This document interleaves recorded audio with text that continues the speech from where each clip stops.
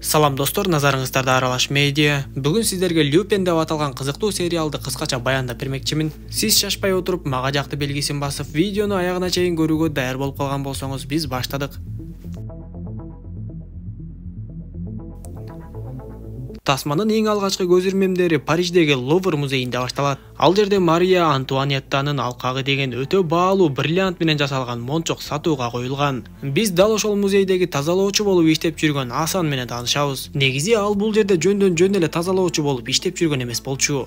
Музейдин ичиндеги башка буюмдар менен кошо жанагы өтө кымбат баага бааланган мончокко көз сала баштайт. Жумуштан чыккан Асан аялы менен жолугуп, бир аз сүйлөшүп, андан соң өзү белгисиз адамдарга барып жолугат. Көрсө Асан бул адамдарга бир топ суммадагы акча карыз болуп, мына берем, ана берем деп эле кутула албай жүргөн болот. Алар болсо Асанды карызды тез арада кайтарбасаң өлтүрүп салабыз деп коркутушуп, Асан болсо чындап эле карызын кайтарып бере албайбы же жанагы адамдарды алдап жатабы айтор. Ал адамдарга өзүнүн бир сунушун айта баштайт. Мен Лувр музейинде иштейм, ал жакта баалуу буюмдар өтө эле көп. Анан да алардын арасында өтө эле бир баалуу мончок бар. Мен пландын баарын түзүп койгонмун. Эгер силер мага кошулсаңар, биз ал мончокту уурдап кетсек, бат эле миллионер болуп калабыз деп ал адамдарды көндүрө баштайт. Пландын баарын көрүп Асанга ишенишкен ал адамдар бул иштин аркасында эмне турганын билбей эле Асанга макул болуп, бул ишти жакын арада ишке ашырмакчы болуп калышат. Ал эми кийинки көрүнүштө бизге Асандын бала чагы жаш кези көрсөтүлөт. Көрсө ал атасы менен бирге Сенегалдан келген иммигрант болуп, Асандын атасы Бабакар Палегрини деген бай адамдын кол алдында айдоочусу болуп иштечү.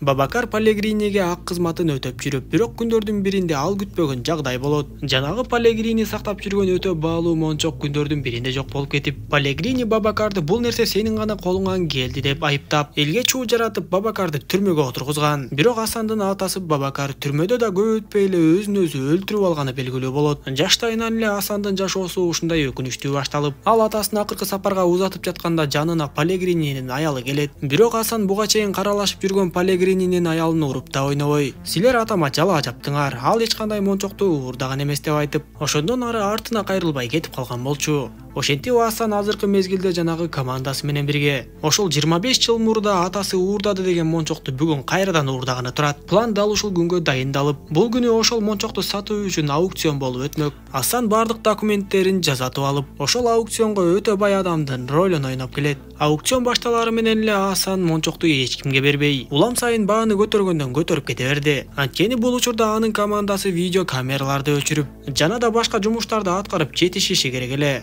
Миллиона раз, 32 миллиона два.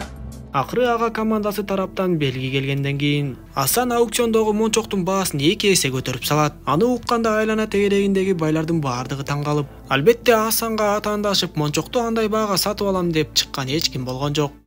Асанды куттукташып, кызматкерлер аны өздөрү менен бирге алып жөнөшүп, Асан болсо бир жерге жеткенде кызматкерлерди сөзгө тартып эле, мен силерге оңой олтоң сумманы төлөп берип жаткан жокмун. Ошондуктан мен баалуу мончокту бир көрүп коюуга акым бар деп айтса, кызматчылар макул болуп үкөктүн ичиндеги мончокту алып чыгышат. Асан мончокту колуна алып карап жаткан кезде, Асандын 2 адамы ал жердеги 2 кароолчуну тындым кылып өздөрү алардын ордунда турган болчу. Алар дароо эле Асан менен кызматчыны ууртокмокко ала башташып, Асандын колунан мончок ыргып кеткенде экөөнү тең ошол жерге таңып салышат да, мончокту алып эч билинбей эле музейден сыртка чыгышат. Бирок белги берилип, аларды билип калышкандыктан алар өтө шашылып жөнөшүп, сыртта күтүп жаткан унаага отурушат да качып жөнөшөт. Эң кызыгы, алар полициялардан кача албай унаасы менен авария болушуп, жетип келген полициялар аукцион кызматкери менен Асанды бошотушуп, Асан эч күнөөсүз киши дейли билмексен болуп калат. Комиссар Асандан мындай жагдай үчүн кечирим сурап, сиз үйүңүзгө бара бериңиз, биз кылмышкерлерди кармадык, иштин чоо жайын иликтеп, андан соң гана сизге байланышышат деп айтат. Асан макул болуп сыртка чыгып баратканда комиссар андан дагы күмөн санап калдыбы айтор. Кайра артынан жетип барып Асандын чөнтөктөрүн текшертет. Бирок эч нерсени таба албай андан ары кое берип, Асан музейден чыгып бара жаткан кезде, атасы кичинекей кезде атактуу ууру Арсен Люпендин китебин белек кылганын эстеп, ошол күндөн ушул күнгө чейин китепти окуп жүрүп отуруп, Люпендин ар кандай трюктарын үйрөнүп алганын эстейт. Биз ойлогондой Люпендин бул жолку планы ишке ашпай калган жок. Эртеси таң эрте туруп алып эле эч нерсе болбогондой кечээки кылмыш иши жөнүндөгү жөнүндөгү жаңылыктарды көрүп, кечээки планы кандайча ишке ашканын эстей баштайт. Көрсө баардыгы тең таптакыр эле биз ойлогондой эмес болуп чыгып, Асанга жардам берип, анын баардык иштерин бүтүрүп турган досу бар экен. Ал керек болсо Асанга жанагы мончоктун жасалма версиясын жасап берип, музейдин ичиндеги болгон мушташта болсо, Асан чыныгы мончокту таштанды челегине таштап жибергенге жетишип, өзүндөгү жасалма мончокту калп эле ыргытып жиберген болот. Асандан карызын доолап, ушундай уурлук ишке барган баягы командасы дагы кача албай калышып, азыр түрмөдө отурушат. Ал эми тасманын башында айтылгандай, Асан эч кимге билдирбей дал ушул музейде тазалоочу болуп иштечү. Ал кайра эле тазалоочу кызматкердин кийимин кийип келип алып, таштанды челектерин чогултуп,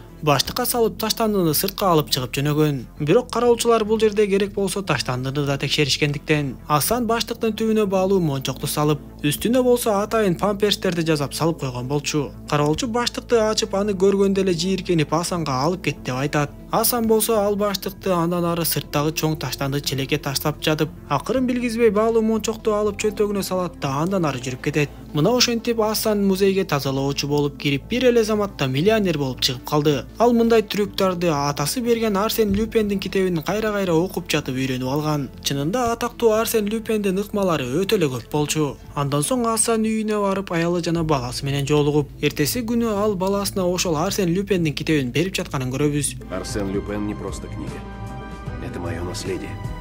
Ошентип Асан Диоп өзүнүн досу менен биргеликте жанагы мончокту изилдеп көрүшүп, бирок ал мончок эч качан чачылбаганын аныкташат. Демек бул мончокту анын атасы уурдаган эмес. Бул жөн эле Палегрининин куу саясаты болгонун, Асандын атасын күнөөлүү кылып түрмөгө каматып, ал өлүп калгандан кийин ишти тез эле жаптыртып, мончокту кайра эч нерсе болбогондой ордуна коюп коюшкан. Мына эми ошол мончокту Асан бүгүнкү күндө чындап уурдап алып отурат. Досу экөө ал мончоктун ар бир бриллиантын ажыратып алышат да катып коюшат. Биз ошондо Асандын негизги максаты жөн гана мончокту уурдап алуу эмес экендигин, ал ушундай жолдор аркылуу 25 жыл мурун өлгөн атасынын өчүн алып, Палегриниге каршы фактыларды коюп, анын чыныгы жүзүн эл алдына ачып берүү экендигин түшүнөбүз. Ал өткөндү эстеп, атасы өлгөндөн кийин үйүндө отурса эле анын үйүнө инспектор Жумон кирип келип, Асанды алып кетүүгө камдана баштайт. Асан болсо инспектор Жумонду алдап качып кеткенге аракет кылып, бирок болбой эле кармалып калып, Жумон аны өзү менен бирге алып кеткенин билебиз. Ошентип Асандын алдында чоң миссия башталып, мончокту уурдап алуу анын кичинекей эле пландарынын бири экенин түшүнөбүз. Эми ал андан кийинки пландарга өтүп, кийинки кадамдарын жасай баштайт.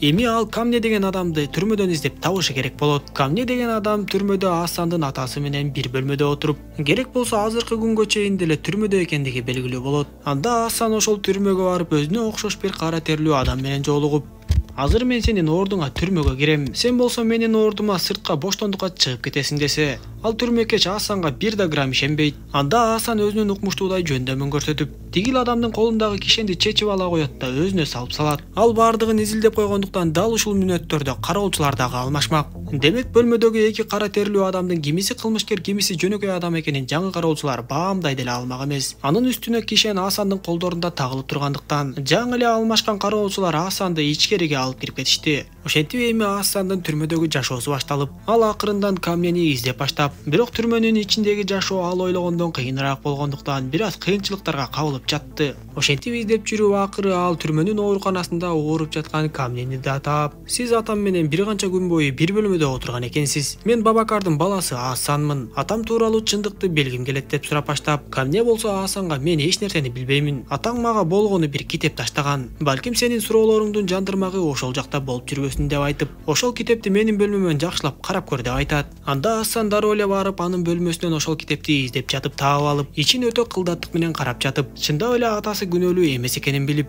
атасы болсо өзү айткысы келген сөздөрдүн баардыгын кызыл өңгө боеп кетиптир. Кызылга боелгон сөздөрдүн баардыгын окуп, кураштырып отуруп, Асан бир канча нерселерди түшүнүп, эң негизгиси анын атасы күнөөлүү эмес экендигин билет. Арадан бир канча күндөр түрмөдө Асандын душмандары тез эле пайда болуп, аны өлтүргүлөрү келип баштаганда, аларга жеткирбей эле Асан дагы атасындай болуп асынып өлүп алат. Бирок албетте мунун баардыгы тең Асандын кезектеги планы болчу. Ал бир канча даарыларды ичип алып, эсин жоготуп, асынгандай болуп калып, аны өлдү деп эсептешип, унаага жүктөп бара жаткан кезде эсине келип, ал жактан качып кетет. Ошентип түрмөдөн бар чындыкты билип алып качып кеткен Асан сыртка чыккандан кийин дароо эле Палегрининин аялына келип жолугат. Асан ачууланып кыйкырып, ал аялдан бар чындыкты талап кылып, Палегрининин аялы дагы мойнуна алып, сенин атаң Бабакар күнөөлүү эмес болчу. Мен сага башка эч кандай эч нерсе айта албайм. Мен өзүмдү дагы күнөөлүү сезип, ошол сенин жаштыгыңда сага билгизбей, сага алыстан жардам берип жүрдүм деп айтса, мени университетте жана башка жактарда каржылап жүргөн жакшы адам сен белең деп сурайт. Аял ооба деп жооп берип, бирок Асан эч качан токтобой турганын айтып, мен акыры баары бир чындыктын түбүнө жетем деп айтып жөнөп кетет. Урматтуу мекендештер, өзүңүздөр билгендей Москва шаарында рейдтер, массалык кармоолор күч алууда, андыктан документи жок жүрүүдөн абайлаңыз. Эң башкысы официалдуу адамдарга кайрылыңыздар. Бизге документтин бардык түрлөрү боюнча кайрыла берсеңиз болот. Мөөнөтү өтүп кетсе же базадан чыгып кетсе, Сахаровага карточка ДМС, ИНН, СНИЛС, ОМС, медкарта, трудовой договор, кара тизмени текшерүү жана башка кандай гана көйгөй болбосун таза жана ишеничтүү жазап беребиз. WhatsApp ссылканы видеонун баяндамасынан табасыз же болбосо экрандагы +7 903 107 30 41 номерин терип байланышыңыз. Асан Люпен эми ошентип атасынын өлтүрүлүшүндө күнөөлүү адамдарды чекеден изилдеп баштайт. А дегенде эле инспектор Дюмонго бир канча пландарды даярдап, 25 жыл мурун инспектор Дюмон Бабакардын ишин толук кандуу изилдебей эле сот иштеринин бардыгын тез эле жаап салган болчу. Эми Асан ошол инспектор Дюмондун өзүн тузакка түшүрүп, андан бир топ чындыктарды билип алганга аракет кылып, керек болсо ага билдирбей анын үйүнө бир канча видео камераларды да орнотконго жетишкен. Бул кезде инспектор Дюмон үй бүлөсү менен бирге эч камырабай жашап жүргөн кези болчу. Асан кезектеги өзүнүн ыкмасын жаза баштап, ал инспектор Дюмонго кандайдыр бир иш-чара боюнча деп өзүнүн эле имаратына алаксытып сөзгө тартып кирет. Дюмон болсо баягы кичинекей бала Асандын ушундай чоңоюп кеткенин тааныбай, анын тузагына түшүп артынан басып барганда, Асан аны бир эле көз ирмемде уктатып, телефонун алып сим карталарын чыгарып салат да, чоң бир сандыкка салып эле аны сыртка сүйрөп жөнөйт. Аны күтүп жаткан адамдын унаасына сандыкты салышып, эч билинбей ал аймактан жүрүп кетип калышты. Көзүн ачкан Дюмон караңгы бөлмөдө таңылып отурган болуп, Асан болсо үнүн өзгөртүп жоондотуп алып, Дюмонду видео камерага да тартып, акырындан чекеден сурактарын бере баштайт. Албетте инспектор Дюмон а дегенде эч нерсени мойнуна албай, эч нерсени билбеген киши болуп эле аңкоолонуп жатты. Бирок акыры бир кезде Асандын эмоционалдуу сүйлөгөн сөздөрүнөн улам, бул баягы жаш бала Асан экенин, ал атасынын өчүн алуу үчүн кайтып келгенин түшүнүп калат да, эми гана акырындан сөзгө келип, Юбер Полигрини тууралуу чындыктын чекесин чыгара баштайт. Көрсө анын айтымы боюнча албетте мунун бардыгын Юбер Полигрини кылган. Анын жанагы өтө баалуу мончогунун камсыздандыруу полиси кымбаттап кетип, кандайдыр бир деңгээлде өзүнө пайда алып келүү үчүн, анан да баалуу мончокту өзүндө калтыруу үчүн мончокту атайлап эле жоголду, уурдалды деген ызы чууну чыгарышып, ал күнөөнү болсо Асандын атасы Бабакарга жөн жерден эле илип коюшкан. Ошентип Бабакарды түрмөгө киргизип койгон Юбер. Полиция тарапты караса, инспектор Дюмон ошол иш боюнча иш алып барып, Бабакар чындап эле күнөөлүүбү же күнөөлүү эмеспи, мончокту кимдер уурдады деп изилдөө иштерин жүргүзүп жаткан болот. Ошондо ал өзүнүн таасирдүү адамдарын инспектор Дюмонго жөнөтүп, бул ишти изилдөөнү токтоттуруп, тезинен жаптыртып, эгерде инспектор Дюмон ишти кайрадан ачып изилдөөгө ала турган болсо, анда анын да үй бүлөсүн өлтүрөбүз деп коркутууга алышкан. Дал ушундайча окуяны баяндап берген инспектор Дюмон Асанга актанып эле, мен эч нерсеге күнөөлүү эмесмин, мени коркутуп эле бул ишти жаптыртып салышкан деп айтат. Ошол эле учурда Асан ар кандай сурактарды берип жатып, убагында инспектор Дюмон ошол ишти жаап тынчып калуу үчүн коррупцияга барып ошол Полигрининин адамдарынан акча алып турганы дагы ачыкка чыгат. Дюмон Асанга бул маалыматтардын баарын коркуп айтып бергенинин себеби, Асан Дюмондун көз алдына анын үйүндө коюлган камералардын бардыгын көрсөтүп турган. Албетте үй бүлөсүнүн коопсуздугун ойлогон Дюмон Асанга чындыктарды айтып берди. Бул кезде полиция имаратта жүрүп эле кокусунан бир кезде жоголуп кеткен өздөрүнүн комиссарын издей башташат. Алар имараттын айланасындагы видео камераларды карап башташып, кара терлүү бир адам сандыкты алып чыгып, унаага жүктөп кеткенин көрүшөт. Дароо эле көчөлөрдөгү ар кайсы видео камераларды карап жүрүп отурушуп, тездик менен ошол жака жетип барышып, унаанын айдоочусун кармап, унаадагы сандыкты ачышып, бирок алданганын түшүнүшөт. 3 детектив тескөөчүнүн арасындагы Гидера деген адам бир нерсени байкап түшүнүп калат да, бул ууру бизди Люпендин ыкмасына салып жатат. Ал бизди калп эле алдап койгону менен, өзү эч жака кетпей биздин эле имаратта биздин комиссарды камап жатат деп божомолдоп, кайра тезинен өздөрүнүн имаратына жөнөп кетишет. Ал эми Асан болсо чындап эле ошол Арсен Люпендин ыкмасына салган болуп чыгып, эч жака качпай эле ошол эле имараттын жертөлөөсүндө инспектор Дюмонду суракка алып жаткан болот. Бирок ал сураачуусун сурап билип алган соң, полициялар аны таап келгенге чейин эле ал имараттан чыгып кеткенге жетишкен. Ошол имараттын жертөлөлөрүн кыдырып, полициялар өздөрүнүн комиссары Дюмонду байланып турган жеринен табышат. Бирок инспектор Дюмон аны уурдап кеткен кылмышкер Асан экенин билип турса дагы, ал жөнүндө кол алдында иштеген полицияларга, изилдөөчүлөргө айтпайт. Анткени эми ал Асандан коркуп калды. Асан анын үй бүлөсүнө бир нерсе кылып коёбу? же 25 жыл мурунку коррупциялык иштердин бетин ачып салабы деп коркуп, өзү эч нерсе айтпай сыр бербегени менен кол алдындагы тескөөчүлөргө бул кылмышкерди тезден тапкыла деп буйрук берет. Өзү шайы кеткен абалда үйүнө келген Дюмон жанагы Асан деген адам видео камераларды кайсыл жерлерге орноткон деп үйүнүн ар кайсы бөлмөлөрүнүн баардыгынан видео камераларды таап чыгып сындыра баштайт. Кийинчерээк жанагы Гидера деген тескөөчү азыркы болуп жаткан окуялар менен 25 жыл мурунку окуялардын ортосунда байланыш бар экендигин аныктай баштап, сыягы бул биздин комиссарыбыз Дюмондагы соо эмес окшойт деп күмөндөнө баштайт. Ал эми Асан болсо инспектор Дюмондун дагы эле жанын койбой, бир күнү күтүлбөгөн жерден келип жолугат да Юбер Палегрини тууралуу маалымат таап бер деп талап кылат. Анда Асанга каршы эч нерсе кыла албай, колунан эч нерсе келбей жаткан Дюмон Асанга Фабиан Берио деген аялдын атын айтат. Мен башка эч нерсе айта албайм. Палегрини тууралуу ушул Фабиан деген аял өтө кыйын билет. Анткени бул аял мурун өтө мыкты журналист болчу. Ал Палегрининин коррупциялык иштерин улам биринин артынан бирин чукуп чыгара бергендиктен Палегрини бул журналист аялды ар кандай кыңыр жолдор менен жеңип, анын журналисттик ишине бут тосуп, көп жолу коркутуп үркүткөн. Ошондон кийин коркуп калган бул аял журналисттик ишин токтотуп, Палегриниге тийиштирип арам акча деген китеп жазып чыгарган. Ал китепте Палегрининин иштери жөнүндө айтылат. Эгер сен чындап эле Палегриниге каршы чыгып аны жеңем дей турган болсоң, анда ушул аял гана сага жардам бере алат деп айтат. Бул маалыматты билип алган Асан ошол мурунку журналист Фабиан Бериону таап келип, ар жак бер жагына чыгып жакшылап түшүндүрүп жатып, өзү Бабакардын баласы Асан экенин айтып, эмне кылсам дагы Палегрининин кыңыр иштерин ачыкка чыгаруу үчүн аягына чейин барам деп айтып, акыры Фабианды ишендирген соң, Фабиан дагы эми Асанга жардам бермекчи боло баштайт. Көрсө Фабиан Палегрининин коррупциялык иштери жөнүндө өтө көп билгендиктен экөө бир планды түзүшөт да кылдаттык менен аткарып отурушуп, акыры керектүү жерден Асан Фабиан айткан видео материалды уурдап чыкканга мүмкүн болот. Көрсө ал видео материалда Палегрининин андан да кооптуу, андан да кылмыштуу иши көрсөтүлүптүр. Ал видеодо Палегрини белгисиз адамдар менен келишим түзүп жаткан. Көрсө ал ар кайсы жерде болуп жаткан террордук иштерге карабай эле, эң башкысы мага акча болсо болду дегендей кылып, курал жарактардын баардыгын сатып бизнес жүргүзүп жаткан болот. Мындайча айтканда ал түздөн түз эле террористтер менен иштешип жаткан болчу. Эми Асан ошол видеонун бир бөлүгүн Твиттерге жүктөп жиберип, эл арасында азын оолак ошол Палегрини жөнүндө ызы чуу жүрө баштады. Асандын кийинки стратегиясы бул видеону толугу менен соц тармактарга жүктөп жиберем деген коркутуусу болчу. Бирок Палегрини албетте эч нерсеге моюн сунгусу келбей, ага жабалактап чуркап келген журналисттерге жооп берип жатып, соц тармактагы видеолордун баардыгы жалган экендигин айтып, баардыгын тең четке кагат. Ошол журналисттердин арасынан Фабианды көрүп калган Палегрини дароо эле анын аркасынан өзүнүн адамы Леонарды жөнөтөт. Ал эми полицияда болсо жанагы уурдалган мончоктун иши боюнча 3 тескөөчү детективдер иш алып барып жаткан болчу. Айтып өткөндөй үчөөнүн бирөөсү Гедира азыр уурдалган мончоктун 25 жыл мурун дагы уурдалды деп чуу жаралганын эстеп, экөөнүн ортосундагы байланышты таап эле фоторобот менен алектенип жана да башка изилдөө иштерин жүргүзүп жатып, керек болсо Асандын дагы фотороботун иштеп чыгып салган болот. Гедиранын мындай маалыматтарын укканда инспектор Дюмондун жүрөгү солктой түштүбү айтор. Гедира чындыкка жакындап баратканын сезип,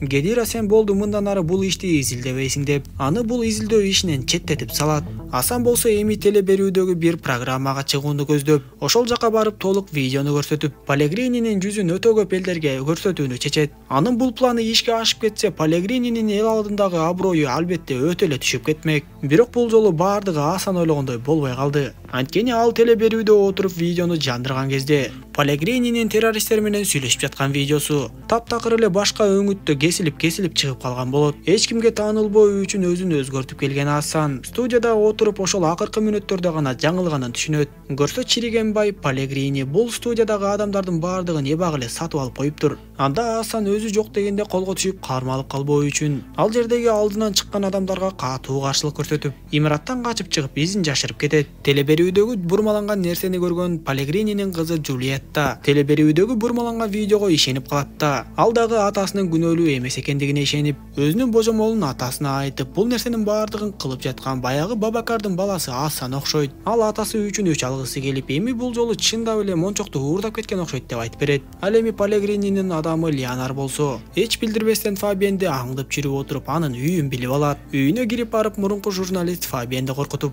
Асандын кайда жашаарын сурайт. Бирок Фабиан Леонарга бир маалымат айтуудан баш тартат. Түн кирип калганда Асан ошол Фабиандын үйүнө келип, өкүнүчтүүсү Фабиандын асылып турган өлүк денесин табат. Мындай өкүнүчтүү окуядан бир аз өтпөй эле Леонар Асандын да сары изине түшүп жүрүп аны кокусунан көрүп калат. Экөө бир топко кубалашып барып, бирок Асан карматпай кетти. Эми Пелегрини тараптан Асанга чындап эле өтө катуу кысым башталды окшойт. Ошол иштер менен алектенип жүрүп Асан өз үй бүлөсүнө да убакыт бөлгөнгө жетишип жатты. Анын эң негизги корккон нерсеси Пелегрини анын аялы менен баласына коркунуч жаратпаса эле болду. Асан баласы Раулду сейилге алып чыгып, экөөнүн мамилеси абдан жакшы. Атасы баласына Арсен Люпен тууралуу өтө сүйүнүч менен айтып берип, баласы болсо китептеги Арсен Люпенди баатыр катары көрөт. Анткени ал шундуктуудай уурлук иштерди жасаганы менен адилеттүүлүк менен күрөшчү. Ал билбегени менен анын атасы Асан дагы дал ошол атактуу ууру Арсен Люпендин жолун жолдоп, бирок ошол эле учурда адилеттүүлүк жана акыйкаттуулук менен күрөшүп жатканын билебиз. Анын негизги максаты 25 жыл мурун өлгөн атасын актап, канкор Пелегрининин жүзүн болсо элге ачып бериш. Бир күнү Асан уулу Раулду жана аялын алып алып, поезд менен кайсы бир жака барып эс алып келүүгө жөнөшөт. Бирок жолдо бара жаткан кезде Асан күтүлбөгөн жерден эле поездин арт жагындагы орундуктан Леонардтын отурганын байкап калат. Леонард аны таап алганын түшүнгөн Асан, ал үй бүлөмө залакасын тийгизбесе экен деп аны поездин башка жагына алаксытып кетет. Адаттагыдай эле айлакердик амалдары менен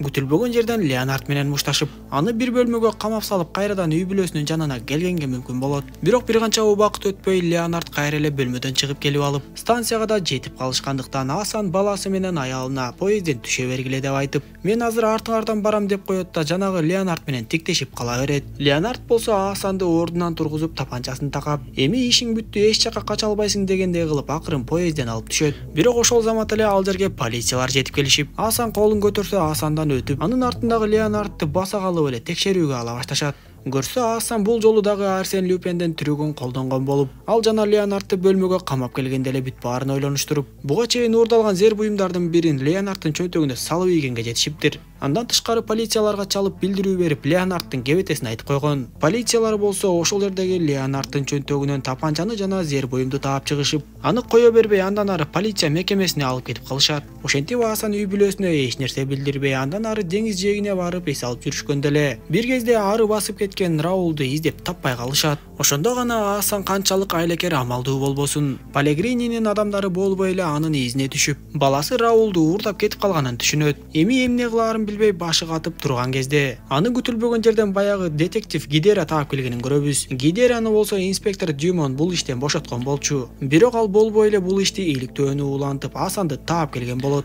Кийинки көрүнүштө биз түнү менен ойлонуп чыккан Гидераны көрөбүз. Ошол күнү ал Асан жөнүндө бир илинчек таап алат да, анын артынан аңдып эле Асан үй бүлөсү менен түшкөн поездге түшкөн болчу. Гидера поездден да түшүп Асанды деңиз жээгине чейин аңдып барып, бир кезде анын баласын күтүлбөгөн жерден бирөө унаасына салып уурдап кеткенине да күбө болот. Асан болсо деңиз жээгин түрө кыдырып, эмне кылаарын билбей турган кезде Гидера анын аркасынан келип кайрылган болчу. Ал Асан менен аялына, мен сыягы сиздер издеп жаткан баланы көрдүм окшойт, аны тигил жакта бир BMW унаасына салып кетишти деп айтат. Жанагы Леонард кайтып келип баласын уурдап кеткенин түшүнүп калганын Асан аялын тынчтандырып, мен баламды сөзсүз куткарып келем деп айтып, бир темирдин жардамы менен ошол жердеги унаанын эшигин оңой эле ачып алат. Анда аялы Асанга кыйкырып баштап, ушунун баардыгы сенин айыңан, деги сен ушундай иштериңди качан токтотосуң? Эми тынч жүрөм деп убада берип коюп эле кайра эле ушинтип бизди коркунучка сала бересиңби деп айтат. Анда Асан аялына жооп бергенге убактысы жок болуп эле ошол унааны от алдыра баштаса, Гидера анын жанына отуруп алат. Асан андан эмне болду деп сураса, Гидера Асанды карап, мен сизге жардам бергим келет, мен дагы ууруну кармагым келет деп айтат. Анда Асан ойлонуп отурбастан эле унааны жүргүзүп тезден айдап жөнөп кетип калды. Ал эми жанагы BMW унаасы жолдун жээгине токтоп, чындап эле Раулду Леонард уурдап кетип бараткан болуп, ал жанагы полициялардан кантип бошонуп кеткени белгисиз айтор. Раулду унаанын аркасына салып бекитет да андан ары жүрүп кетет. Асандын аялы болсо полицияларды чакырып маалымат берип, бирок алар такыр камырабай, Раулду издөөгө шашылбай жаткандыктан ачууланып кетип калат. Жээктен чыккан Асан менен Гидера жалгыз аяк жол менен жүрүп отурушуп, дагы бир шаарчага келишет. Ал жерден ары бери издеп отурушуп, бир кезде Гидера жанагы BMWны таанып калат да анын аркасынан түшүп кубалап жөнөшөт. Алар бир топко чейин кубалашып, бир жерден Асан өтө эле тобокелге барып, аз эле жерден поездге урунуп да калайын деди. Чукул бурулуштан бурулган Асан дароо токтоп, трассада BMW жок болуп кеткендиктен ал токойдун арасына сиңип кетти деп божомолдойт. Артка кайрылып бурулуштагы жаман жолго салып, Леонард болсо чындап эле жаман жол менен келип бир үйдүн жанына токтогон болчу. Ал үйдө эч ким жашабаган, каралбай калган үй болуп, Леонард Раулду ичкериге алып кирет. Ошол үйдөн Леонард мылтыкты таап даярданып калып, Үйдү таап келген Асан болсо баласынын телефонуна чалат. Албетте телефонду Леонард алып, Асан болсо ага баламдын башынан бир тал чач түшсө сого албайсың дегендей айтып, Леонард дагы ага билгениңди кылып ал дегендей кылып коет. Асан артка кайтып келип унаага отуруп, эми Гидерага сөзүн баштайт. Көрсө ал Гидеранын деле полиция экенин эч агы эле баамдап билип, сенин кесиптештериң канча убакытта келет деп сураса, Гидера аңкоолонуп эле сен эмне жөнүндө айтып жатасың деп айтат. Бирок акыры болбой эле билинип калып, мен сенин артыңан 2 жума бою изилдеп жүрөм. Бирок байкашымча сен Арсен Люпендин жолун жолдогон адам окшойсуң. Кандай болбосун мен азыр сенин балаңды куткарып калууга чын дилим менен жардам берип жатам десе. Ал сүйлөп жаткан кезде Асан анын колун билгизбестен байлап салып, унааны бекитип салат да мен полициялар менен иштешпейм деп айтып жөнөп кетип калат. Ошентип түн ортосунда Асан жанагы үйгө акырындан кире баштап, албетте Леонард деле кылчуусун кылып коюп уктабай мылтыгы менен даяр отурган. Бир кезде Леонард адашып башка жакты атып алып, жакын жерден чыга калган Асан болсо Леонард менен кармашып баштайт. Узак кармаштан кийин Асан Леонардты терезеден кулатып жибергенге мүмкүн болуп, өзү болсо 2 кабаттуу үйдүн ар кайсы бөлмөлөрүнөн Раул деп кыйкырып издеп жүрдү. Бул кезде Леонард болсо жанагы чекчейген BMW унаасын өрттөп жибергенин көрөбүз. Көрсө ал эч ак эле пландап Раулду ошол унаанын жүк салуучу жагына салып бекитип салган болот. Терезеден унаанын өрттөнүп жатканын көргөн Асан баласы ошол унаада бекилип жатканын түшүнүп, чуркап сыртка чыгары менен унаа ого бетер жарылып жанына жакындаганга да мүмкүн болбой калат. Ошондо Асан Раул деп кыйкырып эле ыйлап баштап, ыйлап жаткан кезде анын жанына Гидеранын детектив кесиптештери келип калышат. Көрсө Гидера чындап эле кесиптештерин билгизбестен чакырып койгон болот. Ошентип таңда сүрүп өрт өчүргүчтөр келип унааны өчүрүшөт. Детектив кыз Асанды унаага салып жөнөп, Асандын болсо жаны тынч албай, менин баламды таптыңарбы деп кайра сурай берет. Акыры алгыс унаанын арткы жүк салуучу жагынан эч нерсени тапкан жокпуз деп айткандан кийин Асандын жүрөгү тынчалып, демек Раул тирүү эле экен деп ойлоп калат. Май куюучу жайга токтошкондо Асан дааратканага барам деп баштап, аны полиция кызматкери дааратканага алып барган кезде ал кезектеги трюктарын баштап,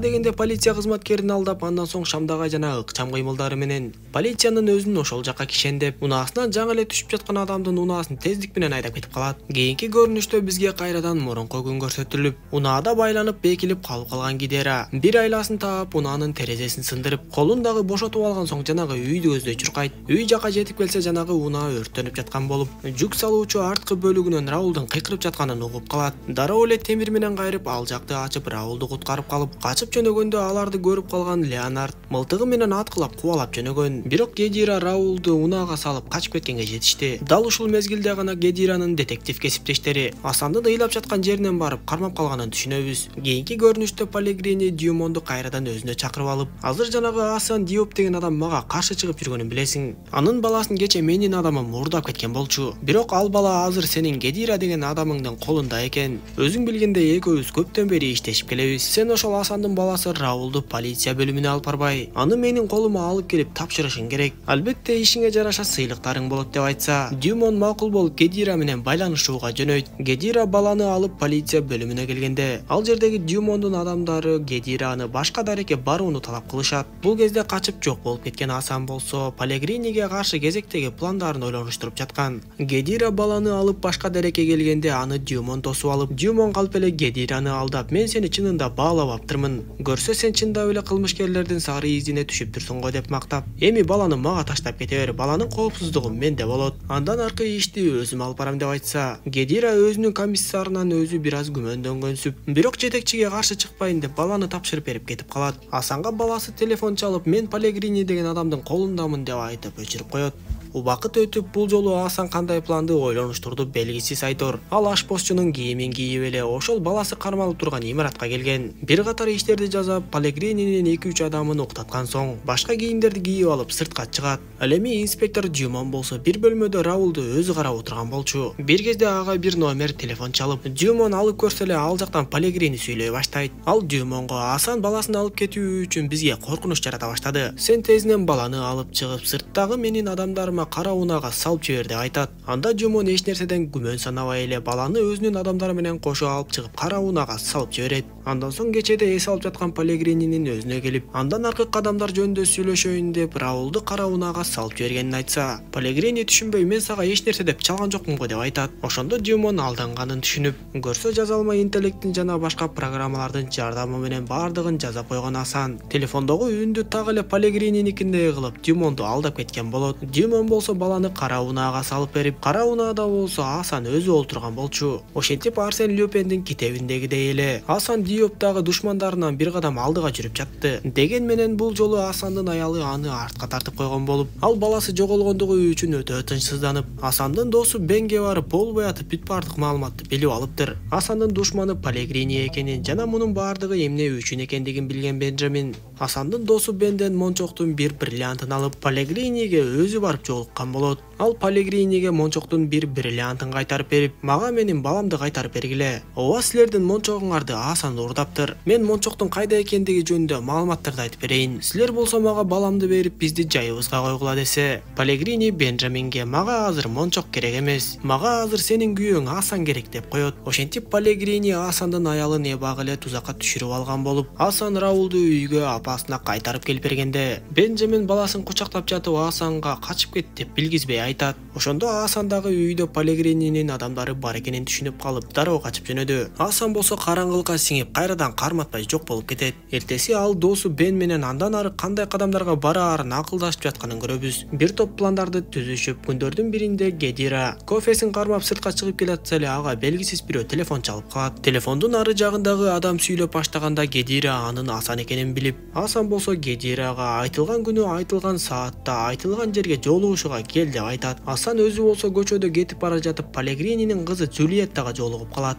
Алар дароо эле жылуу сүйлөшө башташып, көрсө биз алардын жаш кезинде эле бири-бирине мамилеси болгонун түшүнөбүз. Экөө жакшы мамиле куруп жүрүп, бирок Асандын атасы айыпталып, камалып, өлтүрүлгөн соң Асан Палегрининин чөйрөсүнөн биротоло кетип, анын кызы Джульетта менен да сүйлөшпөй калган эле. Эми Асан азыр атайлап Джульеттаны тузакка түшүрүп жатабы белгисиз. Айтор аны менен жакшылап сүйлөшүп эле мамилесин түздөп баштаганын байкайбыз. Ал эми Палегрини болсо күндөрдүн биринде өзүнө өтө бир керектүү адамды табат. Ал бала Палегрининин мыйзамсыз иштерин билип турса дагы, өзүнүн жогорку билимдүүлүгү менен ага жардам бермекчи болуп, Палегрининин мыйзамсыз акча табуусун дагы 2 эсе көбөйтүп бермекчи болуп калат. Палегриниге дагы ал баланын айткан идеялары өтө эле жагып, андан ары жакындан чогуу иштеше башташат. Жагымдуу тамактануудан кийин Асан Джульеттанын көңүлүн алып, аны үйүнө жеткирип, эртеси ал үчүн эмнеге даяр экендигин көрсөтүү үчүн башка музейдеги баалуу сүрөттү уурдап келип берет. Палегрини болсо Джульеттага өзүнүн жаңы кызматчысы Филипти тааныштырып, бул менин мындан аркы иштериме жардам бере турчу кеңешчим деп тааныштырат. Убакыттын өтүшү менен Джульетта Асанга жакындап, бир күнү Джульетта Асанга толук ишене баштаганда, Асан ага сөздүн ачыгын айтып, атасы Палегрининин жаман иштеринин четин чыгарат. Ал Джульеттага, эгер сен ишенбесең, атаң жөнүндө чындыкты апаңан сурап көр. Апаң дал ушул нерселердин айынан атаңан кетип калган. Апаңан жакшылап сурасаң, ал сага бардыгын айтып берет деп айтса, көп өтпөй Джульетта чындап эле апасына барып, андан жакшылап сурап жатып, атасы жөнүндөгү ачуу чындыкты билет. Эми анын атасы жөнүндөгү ою таптакыр өзгөрө баштап, адилеттүүлүк издеп жүргөн Асанга дагы жардам бермекчи боло баштады окшойт. Асан болсо Джульеттага сенин мага кылган жардамың ушул болсун деп айтып, сенин атаң полициялардын дээрлик бардыгын тең эле сатып алып койгон. Эгер апаң атаң жөнүндөгү чындыктын бардыгын айтып берем дей турган болсо, анда мен айткан детективге гана барып бардык чындыкты айтып берсин деп суранат. Ошентип Асандын планы дал ушундайча ишке аша баштап, көрсө ал Гедираны айтылган күнү айтылган жерге жолугушууга чакырганынын себеби Джульеттанын апасы ага бардык чындыкты айтып берсин деп аны түздөн түз эле багыттап коюптур. Палегрини жөнүндөгү бир топ чындыкты анын аялынын оозунан уккан Гедира дароо эле Палегринини кармоого буйрук алып, тезинен кирип келип эле Палегринини кармап кетет.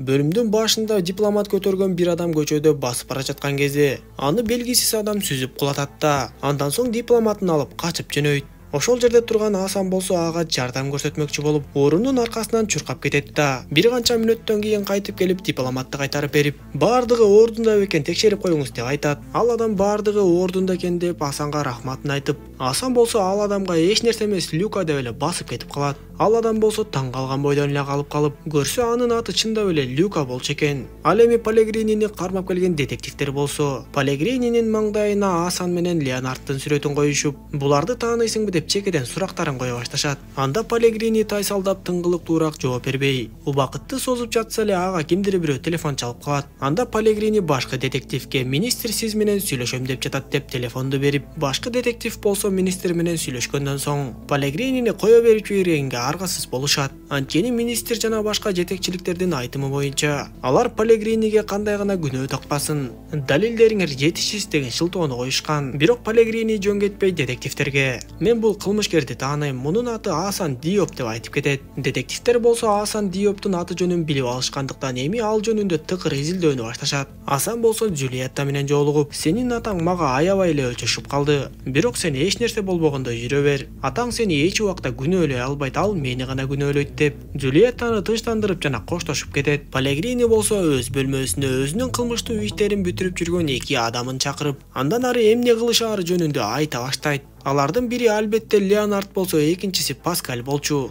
Pellegrini Леонардга "Эми сен баштаган ишиңди соңуна чыгар. Эмне кылсаң дагы тезирээк Асан Диопту таап жок кыл" деген буйругун берет. Леонард жөнөп кеткенден кийин Pellegrini Паскальга "Бул Леонард полициялардын көзүнө илине баштаптыр. Демек аны да акырын жок кылып коюуга убакыт келди. Сен анын артынан аңдып жок кыл" деп тапшырып коет. Детективтер болсо Асандын үйүн табышкан соң анын аялынан сурак ала башташып, аялы болсо аларга "Мен Асан жөнүндө эч нерсе билбейм. Биз экөөбүз урушуп кеткенбиз, ал үйгө келбей калган" деп айтат. Бул учурда Асан досу Бен менен жолугуп, экөө чындап эле таптакыр башка үйгө барышып, көрсө Асан бүт бардык иштерин ошол үйдө кылат экен. Бен экөө сүйлөшкөндөн кийин Бен өзүнүн жумушуна кетип, Асан болсо музыкасын жаңыртып коюп алып эле тамак жасоого киришет. Арттан аңдып жүргөн Леонард Бен чыгып кетери менен ошол эшиктен кирип кетип, акырындан тапанчасын даярдап эле музыка чыгып жаткан үйдөн Асанды күтүлбөгөн жерден барып өлтүрүүгө камынып калат. Бирок Леонард эми гана ишти бүтүрөйүн деп жаткан кезде Pellegrini жөнөткөн Паскаль анын артынан аңдып келген болуп, тездик менен эле Леонардты муунтуп өлтүрүп жаткырып коет да өзү сыртка чыгып кетет. Чыгып баратып ал полицияга чалып өлтүрүү болгондугун кабарлайт. Беймарал тамагын жасап жаткан Асан болсо бир кезде итин издеп аркы бөлмөгө чыгып, ал жерден баягы Леонардтын жансыз денесин табат. Ошол эле замат полиция унааларынын үндөрү угулуп, кеч болуп калганын түшүнөт да эч нерсе кылганга жетишпей, полиция Асандын үйүнө тез эле кирип келет. Бирок Асан бул кезде сыртка чыгып жашынып калганга жетишкен болчу. Ошол эле замат жаңылыктарга Асандын сүрөтү чыга баштап, киши өлтүрүп качып кетти деген айып коюлуп, издөө салына баштайт. Детективтер Асандын үйүндөгү ар бир нерсени кылдаттык менен изилдешип, ар кандай элинчектерди табууга аракеттенип жатышты. Асан тезинен Бенге телефон чалып, жаңылыктарды көрө элексиңби деп сурап, өзүнүн издөөдө жүргөнүн айтып, үйүңөн тезинен чыгып кет деп айтат. Анда Бен да шашылып керектүү буюмдарын жыйнап сыртка чыгып, Асандын айтуусу боюнча басып баратып эле артынан кимдир бирөөнүн аңдып келе жатканын байкайт. Анда Бен сыр бербей аялдамада отурса, аңдып келе жаткан адам дагы жанына отуруп, Бен автобуска түштү, ал дагы түшөт. Аңдып жүргөн адам албетте баягы Pellegrinинин адамы Паскаль болчу. Сыягы ал Бенди өлтүрүп же кармоо үчүн ыңгайлуу мезгилди күтүп жаткандай. Анда Бен дагы айлакерлик кылып, автобустун эшиги жабылганы калганда сыртка секирип кеткенге үлгүрдү. Ошол эле замат аны Асан таап келип, экөө тең телефондорун ыргытып салышат да эч кимге билинбей андан ары жок болушту. Гедира болсо дагы эле Асан Диоп жөнүндө баш катырып, деги анын Pellegrini менен кандай байланышы бар экенин аныктай албайт. Көп өтпөй полициялар Асан менен Бенди дагы бир жолу таап ала жаздашып, бирок бул жолу дагы алар кичинекей кездеринде ар дайым кыдырып жүрүшкөн. Музейге айланган байыркы үңкүр аркылуу качып кетүүгө мүмкүн болот. Гедира болсо баягы табылган Асандын үйүнө барып, бир илинчек таптыбы Айтор чукулап жатып эле Асан Гедирага айткысы келген флешканын катылып турган жеринен табат. Ал эми Pellegrini болсо кеңешчисине айланган Филипп жана Дюмонду да кошуп алып, жакында боло турган кайрымдуулук кечесинде канча деген көп суммадагы акчаларды кантип иштеп коюшары жөнүндө сүйлөшүп жатышкан. Гедира флешканы иш ордуна алып келип карай баштап, ал жерде Pellegrini жана Дюмон жөнүндө бир катар маалыматтар менен кошо, баягы Дюмонду уурдап кеткенде ал бүт бардыгын мойнуна алган видео дагы бар экен. Кайрымдуулук кечесиндеги бардык акчаларды өзүнүн эсебине өткөрүп алууну көздөгөн Pellegrini Филипп айткан технологиянын жардамы менен бардык акчаны өзүнө котормокчу болот. Филипп болсо ошол технологияны алып келип, чоң сандыктан турган 15 бирдикти имаратка киргизе баштайт. Бул кайрымдуулук кечени уюштуруп жаткан Pellegrinинин кызы Джулиетта болчу. Бирок кызы жакшы иштер менен алектенгени менен атасы акчаларды кайра эле өзүнө алып, дагы эле акчага жутунуп, жаман иштер менен алектенип жүргөнүн албетте Джулиетта билген жок. Кийинки көрүнүштө баягы дипломат көтөргөн Люка деген адам Pellegriниге келип жолугуп жатканын көрөбүз. Көрсө бул Люка деген адам Pellegrinинин кайсы бир тармагынын жумуштарын алып барат экен. Ушул Люка деген адам аркылуу Pellegrinинин бир топ маалыматтарын билип алууну көздөгөн Асан менен Бен келип Люканы атайлап сүзүп, анын дипломатын уурдап кеткенде, Асан ага жардам беримиш болуп артынан чуркап. Бирок Бен ошол эле учурда ал жактан өтө көп маалыматты билип алганга мүмкүн болот. Асан ошентип эч билдирбей эле бир канча мүнөттөн соң Люкага өзүнүн дипломатын кайтарып берип койгон болчу. Анан да Асан менен Бендин мурунку пландары көрсөтүлүп, алар китепканада Арсен Люпендин китептерине кызыккан адамдарды изилдей башташат. Бир топко изилдеп акыры өздөрүнө керектүү адамды табыштыбы айтор. Ошол жердеги бала Арсен Люпендин күйөрманы экенин билишип, анын жүргөн турганын айлакерлигин да байкашкан соң, өздөрүнүн сунушун коюп ал бала менен сүйлөшө башташат. Алар ал балага кымбат баалуу бриллиант бере турган болушуп, ал бала болсо өзүнүн өңүнтүсүн өзгөртүп, көз айнек тагынып, Филипп деген атты жамынып, Асан менен Бен түзүп берген пландуу ишти аягына чыгармакчы болот. Биз ушул жерден жанагы Палегрининин кеңешчисине айланган Филипп деген бала бир топ убакыттан бери Палегрининин ишеничине кирип, бирок чынында өзү Асандын планын аткарып жатканын түшүнөбүз. Буга чейин да ушундай шылуундук менен алектенген Палегрини бул жолу дагы кайрымдуулук кечесинде шылуундук кылаарын албетте Асан билген болчу. Ошондуктан Филиппти жөнөтүп, Палегрини өтө эле кызыгып калчуудай планды да түзүп берген. Негизи Асан азыр шаар боюнча издөөдө болуп, эч жактан табылбай, жаңылыктардан да байма-бай берилип жатканы менен Палегрини ушул кечеде Асан сөзсүз келет деп божомолдойт. Ошондуктан күзөттү өтө күчөтүп, Асан Диоп бүгүн имаратка кирип, биздин пландарыбызды бузбасын деп тапшырат. Кызыгы Асан Диоп кече баштала электе эле имаратка кирип кеткен болчу. Көрсө жанагы Филипп атайын технология деп 15 сандыктан турган технологияны алып кирип жатканда, ошол сандыктардын биринде Асан жаткан болот. Аны Филипп менен анын жардамчысына айланган Бен экөө көзөмөлдөп алып киришип, көптөн күткөн пландын аткарыла турган учуру да келип калды окшойт. Ал эми Гедира болсо башка детективтерге өзүнүн тапканын Асандын флешкасындагы болгон маалыматты көрсөтүп, башкы детективге кошуп эмне болгонун түшүндүрүп бере баштайт. Анын түшүндүрмөсү боюнча Палегрини деген чиреген бай адам эбак эле алардын комиссарын жетекчисин сатып алып койгон болот. Алардын жетекчиси Дюмон, мындайча айтканда Палегрининин ити эле болуп калган. Ал эми 25 жыл мурунку окуяга келе турган болсок, Палегрини Асандын атасы Бабакарды айыптап түрмөгө каматып, ишти тезинен бүтүрүп коюу үчүн түрмөгө Леонардты жөнөтүп, көп өтпөй эле Асандын атасы Бабакар түрмөдө өлүм тапкан. Ошол эле учурда ошол эле түрмөдө Леонард дагы болгон. Демек Бабакарды Леонард өлтүргөн. Ал эми Асан Диоп болсо мончокту уурдады деп айыпталып жатканы чын. Бирок ал өзүнүн атасын актоо үчүн, Палегрининин жана Дюмондун жүзүн ачуу үчүн аракеттенип жатат. Ал бул флешкада бизге керектүү далилдердин баарын таап берген. Эми биз Палегрини менен Дюмонду кармашыбыз гана калды. Дюмон биздин жетекчибиз болсо болсун, ага каршы дагы фактыларыбыз бар. Демек баардыгын кондура берсек болот деп аларды көндүрөт. Ошентип кайрымдуулук кечеси башталып, ал жерге детективдер да келишип, Дюмон дагы Асан Диоп келип калса кармоо үчүн спецназтардын тобун дайындап коет. Кайрымдуулук кечедеги байлардын баардыгы кайрымдуулукка акчаларды которо башташып, ал акчалар болсо чекесинен эле Палегриниге өтө баштайт. Бир кезде беймарал отурган Палегрининин мойнуна бычак такалып, көрүнбөс болуп жанына келип калган Асан болсо, мага баардык чындыкты айтып бербесең мууздап салам деп коркутат.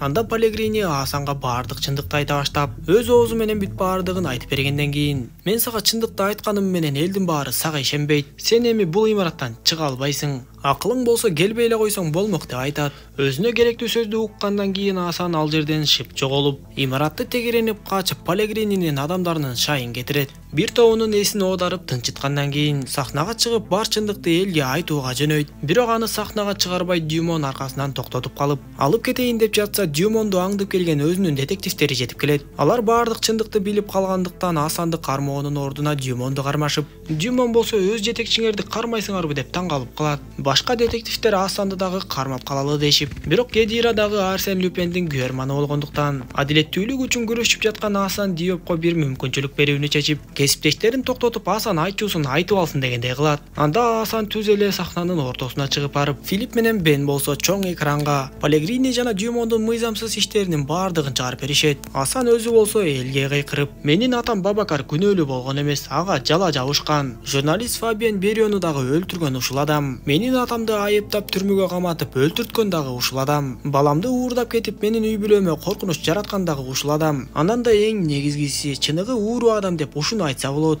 Анткени ал бүгүнкү кайрымдуулукка чогулган акчанын баардыгын өзүнө которуп алды деп айтып берет. Асан ушул нерселерди айтканга жетишип, Дюмондун спецнастары болсо сахнаны каптай баштайт. Анда Филипп менен Бен план боюнча имараттагы жарыктардын баарын өчүрүшүп, караңгылык каптаганда өзү дагы кара терлүү Асан эч кимге билинбей эле элге аралашып качып чыгып жөнөгөнүн байкайбыз. Филипп менен Бен дагы имараттан чыгып жөнөп кетишип, Асан дагы даярдап койгон кийими менен башкача болуп кубулуп, имараттан жаңы эле чыгууга мүмкүн болуп басып бара жатканда, детективдердин бири аны байкап калат да, аны да кармап калалы деп артынан түшүшөт. Жасалма чачын жаңы эле чечкен Асан качып барып, даярдап койгон кайыгына отуруп, дарыяны бойлоп эле эч кимге жеткирбей качып жөнөйт. Бир кезде ал аялы менен баласына дагы көпүрөгө келгиле деп белги берип койгондуктан, көпүрөдө күтүп жаткан аялы менен баласына жетип келип, алар менен коштошуп жатып, буюрса мен адилеттүүлүккө жеттим деп ойлойм. Бирок мен кымбат баалуу мончокту уурдаганым үчүн, анан да жөн жерден Леонардты өлтүрдү деген айып тагылгандыгы үчүн издөөдөмүн. Мен кетишим керек, бирок сөзсүз түрдө кайтып келем деп айтып, андан ары качып жөнөйт. Шаардын ичи ызы чууга түшкөндөй болуп калып, каарманыбыз Асан болсо өз эркиндиги үчүн үй бүлөсүн таштап кеткенге аргасыз болду. Ал эми детективдер Пелегринини да Дюмонду да колдоруна кишен салып, унаага отургузуп алып кетип жатканын көрөбүз. Кандай гана болбосун, кандай тобокелге барбасын, каарманыбыз Асан атасын эл алдында актап адилеттүүлүккө жетүүгө мүмкүн болду. Дал ушундай көрүнүштөр менен тасма соңуна чат достор. Видео жаккан болсо мага жакты белгисин басып, дос тааныштарыңыз менен бөлүшүп койгонду унутпаңыз. Кийинки видеолордон көрүшкөнчө аман болуңуздар.